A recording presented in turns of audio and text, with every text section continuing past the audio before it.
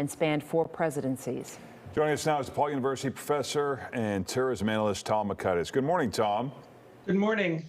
Well, I think we're all concerned as to whether Afghanistan becomes another platform for terrorists. ISIS-K moves in, and maybe you can tell me why, if the Taliban is a sworn enemy of ISIS-K, did they let ISIS prisoners out of prison? Well, the thing to keep in mind is the Taliban is not a monolithic organization. They're kind of an umbrella under a common ideology. They do have a leader, but local commanders probably have a lot of initiative. I suspect what happened is there was not an orderly handoff of the prisons to anybody. The Afghan government jailers probably simply fled, and they just let everybody out, and ISIS-K was in there. The other possibility is whoever the local commander was sympathetic. This is the mistake we make. We're not handing over to a unified government. We're handing over to a very factionalized coalition that was very good at conquering the country. We'll see how well they can govern it. Tom, we've heard from many people that have said, well, not many people, but some political figures that have said that America is in a much more dangerous place now than we were prior.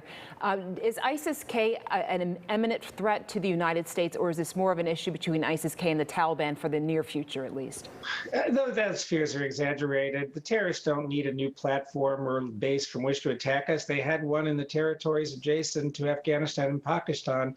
And yes, ISIS-K is going to be more a threat in the short term to the Taliban, unless they somehow work out an arrangement.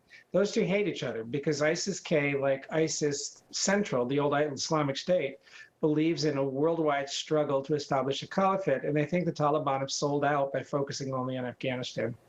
So if it turns out to be, Tom, just some kind of Afghanistan civil war, does that or should that matter to Americans, at least in terms of a security situation? It does matter in the long run because it's what happened in the 1990s when the Soviets withdrew, and it's how the Taliban got in power in the first place.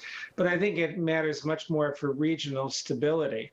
I don't think the era in which the large terrorist training camp like Al-Qaeda had is the greatest threat. I think is gone. We're talking about cells. We're talking about small groups that can really set up shop in a lot of places. So, I think, again, that fear is exaggerated. I'm still more worried about domestic extremism.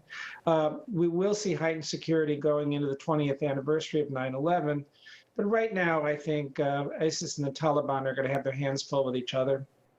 Tom Makaitis, thanks for joining us this morning. Thank you, Tom. Happy to do it. Let's take a look at some of the other stories making news this morning. 2 brothers